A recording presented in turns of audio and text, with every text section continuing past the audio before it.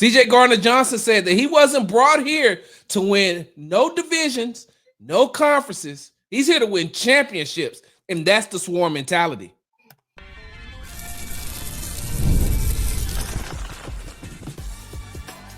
You are Locked On Texans, your daily podcast on the Houston Texans.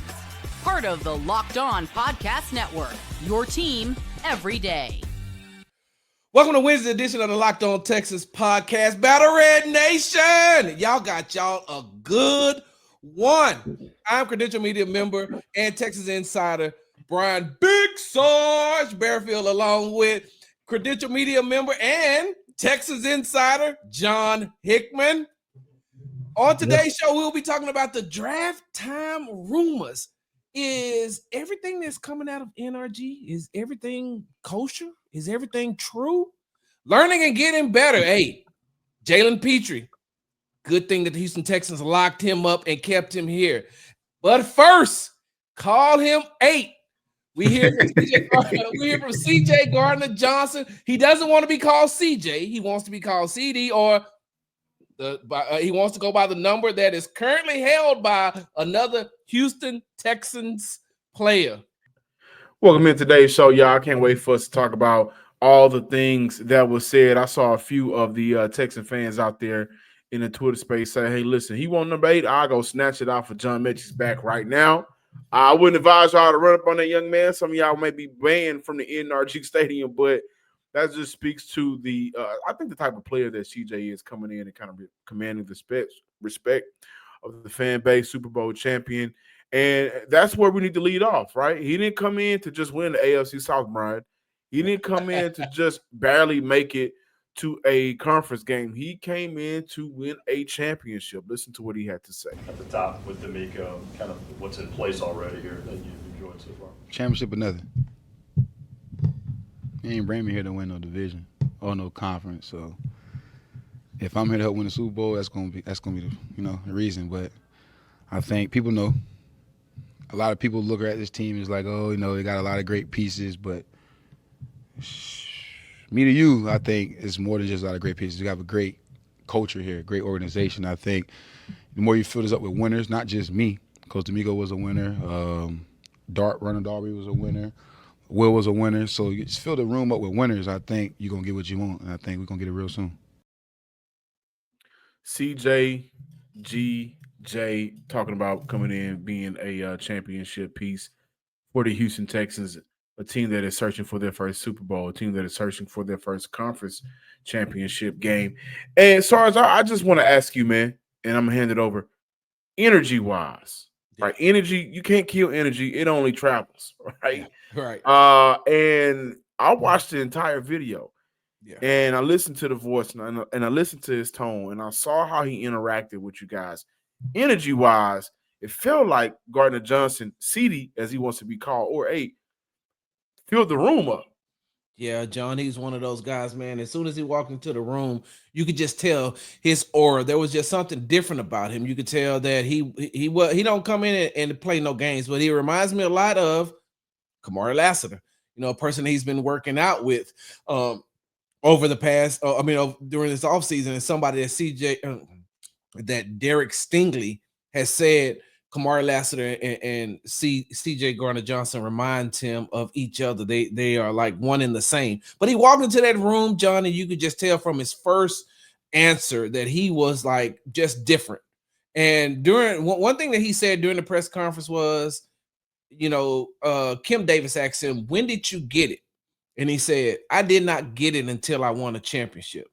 And she was like, no, going back to when you was younger. He's like, yeah, I didn't get it until I won a championship. He said, I had gotten to the championship, but I never knew what it took. And I didn't want to be, basically, he didn't want to be one of those guys that always got there and never won it. And so, you're on mute, John. Sorry about that. But, I was agreeing. Yeah, that's no major problem.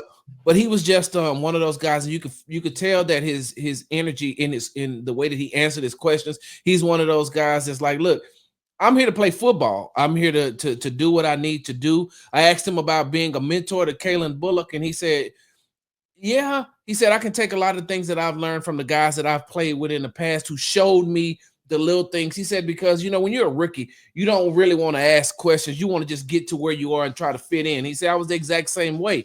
He said, but my vets took me under their wings and they taught me how to go talk to the coaches about coverage, told me about getting up a little bit earlier, told me about, working out a little bit more. So that's just one of the things that I can tell as soon as DeMeco talked to him that he was ready to go. He was fired up. And that's the type of a person that you want to come onto the field, John, and to bring that type of swarm mentality, that type of dog mentality that he has. And another thing that he said on Tuesday was, he said, I live play by play. No matter whether I made a good play or the previous play or a bad play, that was just that play. You got to live for the next play because you're going to get beat. You're going to get ran over. You're going to get, going the wrong, do the wrong coverage. You're going to make mistakes. But if you let those live in your mind, then you're going to get caught up doing those type of things. And so his whole thing was, I'm here to play football.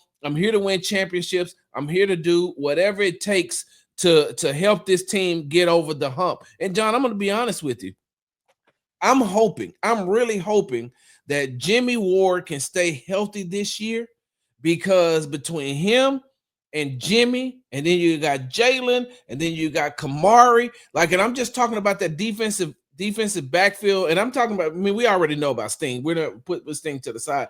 Kalen Bullock, if they're all on that same page with the same mindset, it's going to be really hard for their opponents this season. Yeah, I thought it was funny at the podium.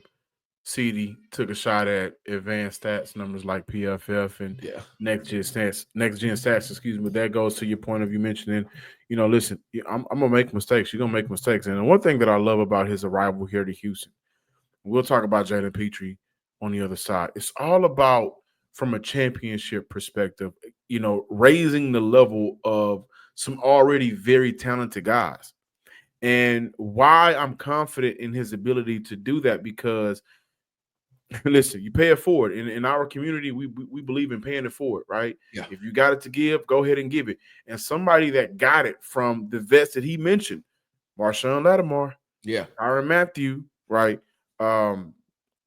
With Malcolm, not Malcolm Butler, Jenkins, right? Coming into the league and being able to play around those guys and learn from those guys and say things like, hey, man, listen, Jenkins developed me when I was in New Orleans. He came in and it was like my second year in Philly, taught me things that I saw the game. They helped me see the game a different way. And I like the potential impact that he'll have on Kalen Bullock going into his second year. Why do I like that? Kalen Bullock led all rookies in interceptions last year, I believe. Yeah. But the one thing that you and I was critical on about his game was just coming downhill with bad angles. Yeah. Whenever the ball is in the air, you don't worry about Kalen a lot. It's when the ball is coming towards him from a runner perspective. Yeah. Right? You look at the playoff game and, okay, did he allow Travis Kelce to make that play? What happened on the back end of their defense? And so moments like that, it's great when you have a coach that can coach you up, but it's always even better when you have a vet that can coach you up, a good vet that can coach you up, a Super Bowl winning vet that can help coach you up off the field and on the field. Major reason why Houston loved, the locker room loved Stephon Diggs last year.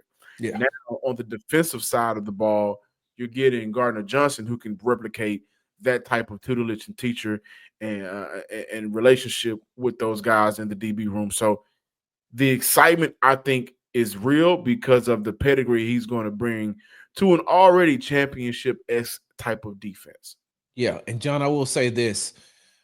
With the way just listening to him talk, I was like, man, I need to step out and ask Coach, can I get some pads or something so I can go ahead and lace them up and get out there and see what I have left. And I'm being honest. I'm just, I'm being serious. Be honest with yourself, brother. Yeah, I know I'm too old. Brother, be real. Yeah, for sure. I'm too old to lace them up. But John, I'm just saying, like that energy is infectious. Yeah. That energy that he had is just infectious. And like I said, as soon as he walked into the room, you can tell. And I like what he's going to be able to do because he does have that championship pedigree. Like winning a Super Bowl really, if you got that dog in you, if you can play, winning that Super Bowl takes you to the next level, the next height, and now it gives people look at you in a different perspective. Like winning that Super Bowl would do that and be an intricate part of helping win that Super Bowl. Just like I feel like with Derek Stingley, like coming into this year, getting that All-Pro tag that he has, like that's going to take him up to another level, I feel. And so,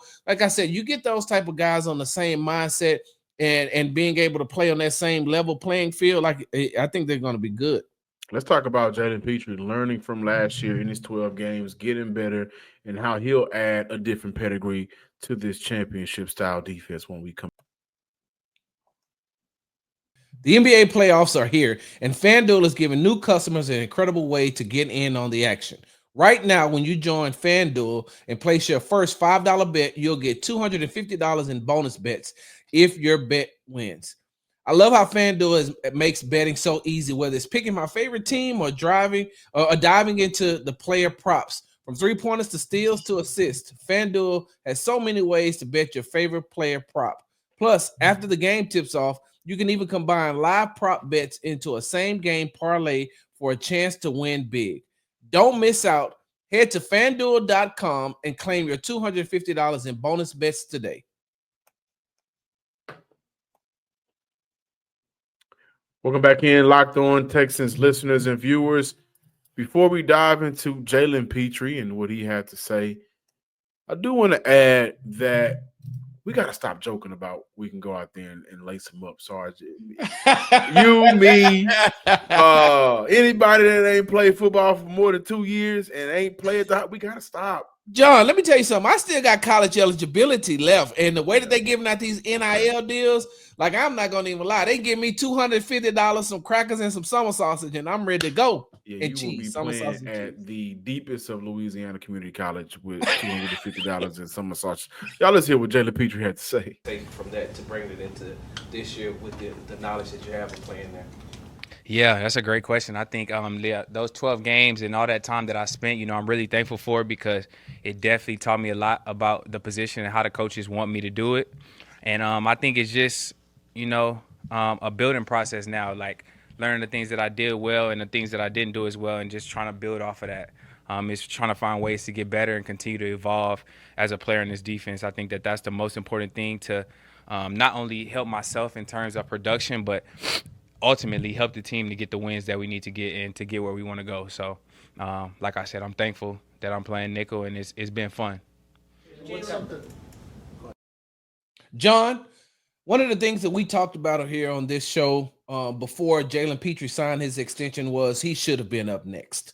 We talked about that a lot, and both of us, looked at that small sample size, and we call it small, but it was really 12 weeks, which is a good sample size of what he could do. We would have both liked to have seen him finish out the year, seeing what, if he would have been on the field, how some of that trajectory would have changed as far as the way that they ended the season and even in the playoffs, losing to the Kansas City Chiefs in the divisional round.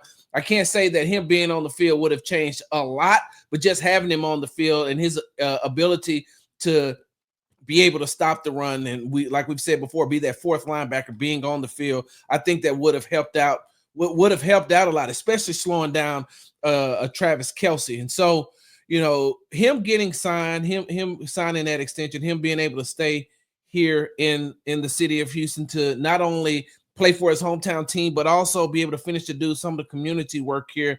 But Johnny gets another year to go into playing the nickel corner position, knowing that he's already, last year was different from him coming from the safety position, going to the nickel cornerback position, which is why I asked him the question, because it was still new and kind of unfamiliar to him since he hadn't played in a long time. But now he got 12 games under his belt. John, how does he build on that? Yeah, it really goes back to the conversation of Gardner-Johnson and his arrival. Helping with the back end of that defense, giving everybody in front of Bullock and Gardner-Johnson the comfort of, I got two guys back there that can go get it out the air. I think last year between those two, they combined for 13, 12 picks, something like that. Yeah. Real ball hawks. They can go get it out the air. They can make plays. And again, the addition of CJ Gardner-Johnson, I think, is going to help Kalen so much in terms of being able to come downhill and secure tackles. And I think with that addition, you look at the comfortability of for Jalen to really play with his head on fire. Yeah. Down in the box, right? And it also gives Houston the opportunity to kind of get creative with some of their disguises and coverages. But it does give, like, when Stephon Diggs got here last year, you saw him a lot during training camp. Just help those guys with some of the routes. Yeah. Help those guys with some of the elite NFL wide receiver knowledge that he has to Help win at the Jalen next Pitre level. too with that on the defense. Jalen Pitre on the defensive side of the ball. So with Gardner-Johnson, I expect his impact specifically for Jalen Pitre is just being better in coverage. They can coach him up right. I understand it. But again, a coach and player on the field that knows how to get it done at a championship level, you can't replicate that too much. And you kind of look at it like this too, John, because what a lot of people, what they need to do is go back and look at, when you had those defensive backs on the field, as far as Kamari Lassiter and Derek Stingley Jr., they're playing the way that they're playing. But also, you got to realize you got a rookie behind you, and then you got a guy out there who, MJ Stewart, who wasn't really supposed to be getting the amount of reps that he was getting. He was supposed to come in and be, get a couple of snaps to maybe when they do the different types of coverages and be a special teams guy. But, he had to play a lot of snaps last season, get a lot of reps last season, which was something new for him, but was also new for those other two guys. And just like what you said, now having those two guys back there and having those cornerstones there, now what you get in a Jalen Pitre playing that position that he played. John, I'll take you back to the Halloween game against the New York Jets. And when he gets, please don't take me back to that. I don't want to go back. I'm taking you back to that. It was scary for all of us. But I feel like if you have a player like CJ Gardner-Johnson in the game, you run a different defensive type of scheme, and you don't get Jalen Pitre matched up one-on-one with Devontae Adams. Now you're saying, because you never want those two, you never want Kalen Bullock or CJ Gardner-Johnson off the field. So now that impacts the way that Jalen Pitre is able to play, because now, hey, I know I got over-the-top help. Yeah. I know I got good over-the-top help. And whatever I'm going to do, I'm going to be able to disrupt. I want to disrupt everything right here to impact what's going to happen back there. So I like the fact that, he's coming back off this injury. He has a mindset. I got a chance to talk to him a couple of weeks ago at a community event, and you can just tell he's so eager and willing to get back on the field. And he's also one of those guys, John, that now that he has the money, he wants to prove and show that he's worth the money. So I like what now having him there at that position. D'Amico and Matt Burke are going to be able to say, all right, now we know that we solidified. This isn't just a project anymore, putting him right here. This is his spot. I really want to get Jalen Pitre on the show to talk football, because he is one of those football junkies. And really quick, he even mentioned it when he was asked about how can CJ Gardner-Johnson help bring the Texans to get to where they want to be. He said, I think he can bring a lot. Like I said, the competitive nature is just going to continue to rise, because obviously we have a competitive group, which they do, guys. We see it all the time. But when you add a little bit to the fire, it's definitely going to continue to grow. And again, replicating what Stephon Diggs did for Houston last year. I know the season didn't end how we expected. You look at the injuries and how that played a factor. We are looking at a totally different season if Stephon stays healthy, if Tank Dell stays healthy. And those guys, along with Nico Collins, really appreciated everything Stephon Diggs brought to their wide receiver room. And so CD Johnson could do the same thing. And he also mentioned it's going to continue to grow. He is definitely going to add that, and I definitely think and he is definitely going to add that championship experience. And so the value of being a champion, you can't put a cost on. Yeah. You can't put a number line on it. You can't put a tag on it. I would love to talk to Jalen Pitre about just his love for football, what he wants to do differently, and does he think there's a better burger out there compared to Tornado Burger, who's, that's a Stanford thing. So, John, I'm sure he's probably going to ride for him. Hey, look, I will say this, man. Just Jalen Pitre doesn't change either. How he talks on the camera is how he talks off the camera. He's one of those guys, and he really is a football savant. And I think what gets lost in a lot of times, John, is you look at a young man who once he dedicates himself to whatever it is he's dedicating himself to, he puts his all in it. John, remember, he had an opportunity to leave Baylor when they were going through everything, and he did not. Yeah. He stayed at Baylor. He said, I'm going to stay. I committed here, and this is where I'm going to stay. I'm not going to jump around, not going to hop around to other places. He know that he could have left, and he said, no, I'm going to stay here because I committed and gave my word to Baylor, and this is where I'm going to stay, and this is where I'm going to play. And then, like I said, another thing that gets lost in the sauce, like, wasn't he the Big 12 Defensive Player of the Year? Yeah, he was. Yeah, he was. He knows how to play the game, man. Yeah, he's a football guy, man. Yeah. Like he's really a football guy. I know we're going to talk about draft time rumors because they are getting hot, and I got a scenario for you. We got to talk about that. But again, I would love to talk to Jalen Pitre just about, hey, man, do you think that spicy burger is all that good? What is this? What are you talking about? Tornado burger. It's off Murphy Road. It's a Stafford thing, man. He'll know exactly what I'm talking about. Hopefully, some of our listeners will know what we're talking about. What I'm talking about as well. But when we come back, Sarge, a scenario that may blow your mind. But did you know your Fire TV is also an Xbox? Turn any TV into your gaming and entertainment hub with Fire TV Stick 4K devices. No console required. Just grab your paired controller, subscribe, or sign in to Xbox Pass Unlimited with EA Play included, and you're ready to play. Dive into hundreds of premium titles from EA Sports College Football 25 to Call of Duty Black Ops and more as easily as you stream your favorite shows. It's gaming made simple, and it's all on your Fire TV. With 4K streaming, watch more than 1.5 million movies and TV episodes from your favorite subscribed services like Netflix, like Netflix, Prime Video, Disney Plus, Max, and more, and play high-quality Xbox games at a fraction of the cost. With everything going up, who don't like a fraction of the cost? I know I do. And if you already have a console, a Fire TV Stick 4K device is more affordable and easier to travel with, allowing you to take you and your kids' games wherever you go, and you can just plug it in. So head to Amazon.com/Fire TV Locked On to get started. Xbox Game Pass Unlimited subscription and compatible controller required. Available on select devices, including Fire TV Stick 4K second gen, Fire TV Stick 4K Max first and second gen, and Fire TV Cube third gen. Welcome back in, Locked On Texans listeners and viewers. Sarge, it's draft week. You've been covering the NFL for a very long time, right? And so you know that the rumors are going to kick up. They're going to get spicy. You got the Browns and the Giants flirting with trading out of their picks. We'll see how that turns out, but you guys are not here for that. You're here for the Texans. And let's just say if Houston wants to, make moves, because right now, according to Adam Schefter and Albert Breer, the Texans will be active in the NFL draft.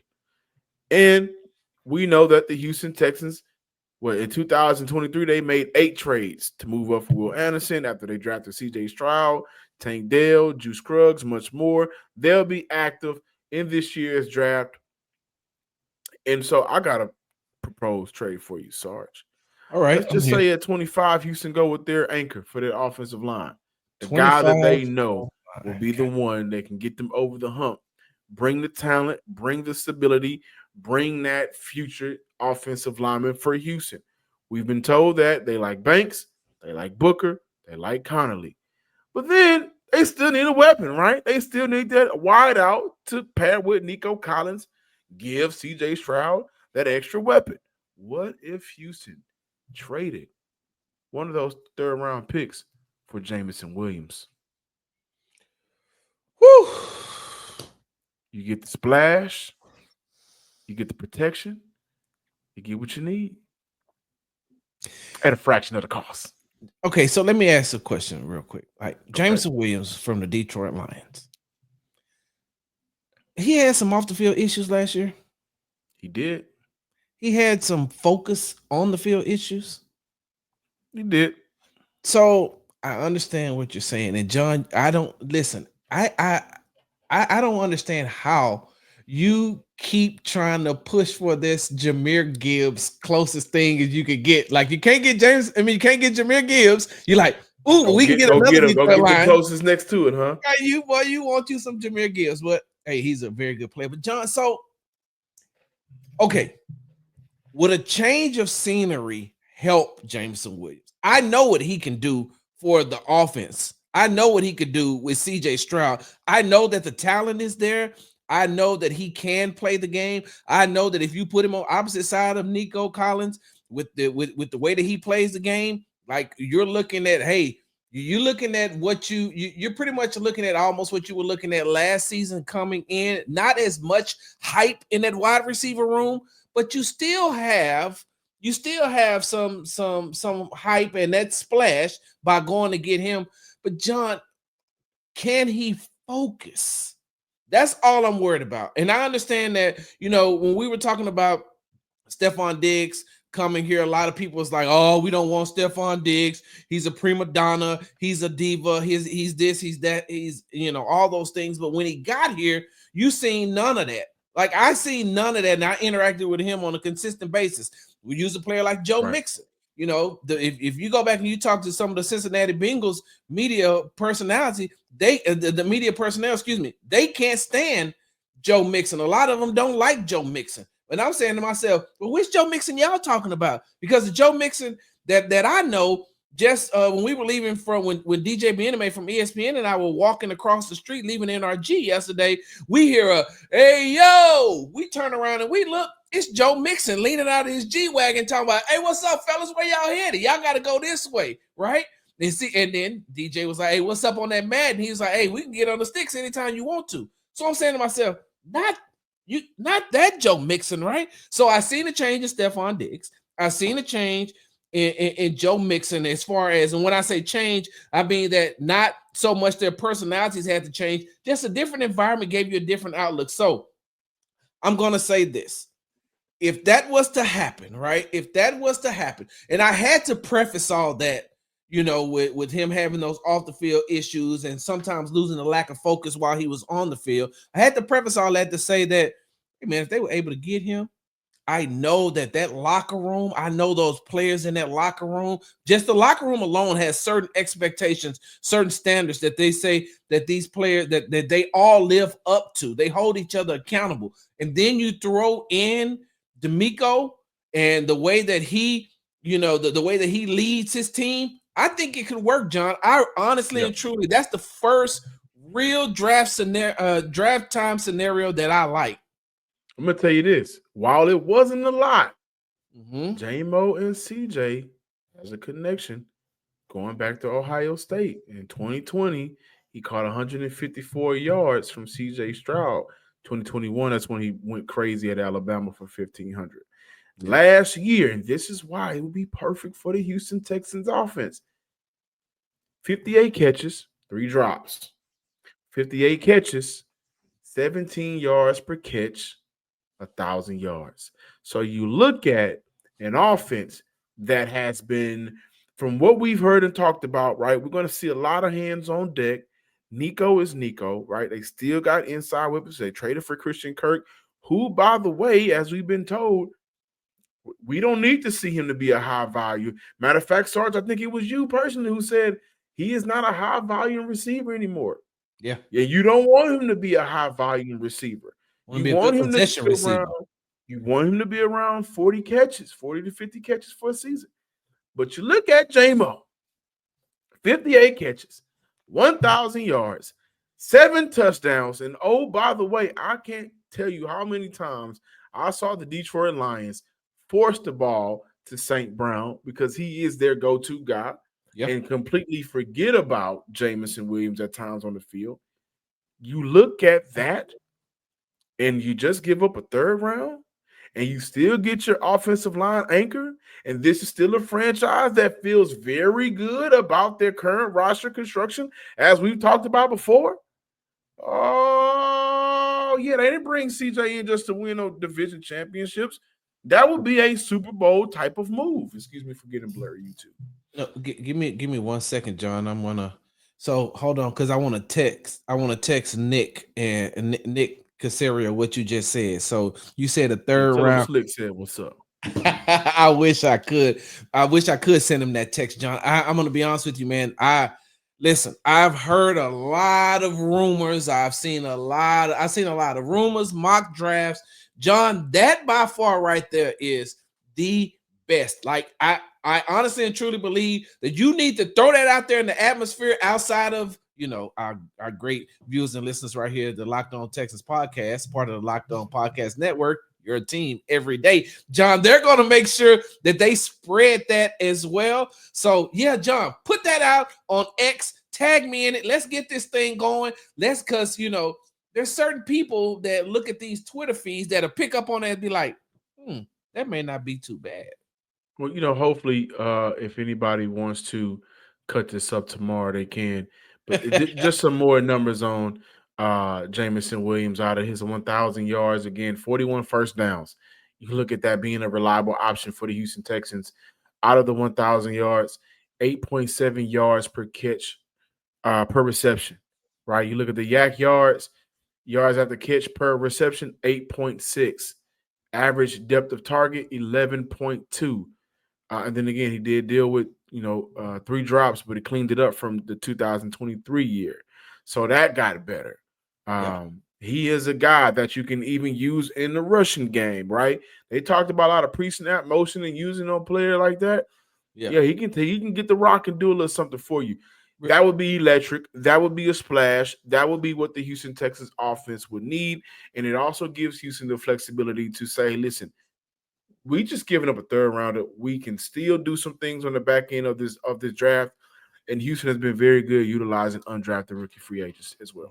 Real quick, John, real quickly, because I know we got probably less than a minute left in this show. How does Nico, along with Jameson Williams, fit into the Nick Caley system and what he wants to do from New England, taking the pieces from New England and taking the pieces from the Rams? Man, that's a great question. I know we don't have a lot of time, but I will say this. You look at the do-it-all in Nico, you look at what a lot of people consider a one-trick pony in Jamo, but you will look at them in an offensive structure, as we presume it'll be, that would be able to say, we're going to let you guys do it. What did we mention on yesterday's show? We're going to put you in a position to succeed by allowing you to do what you do well. Yeah.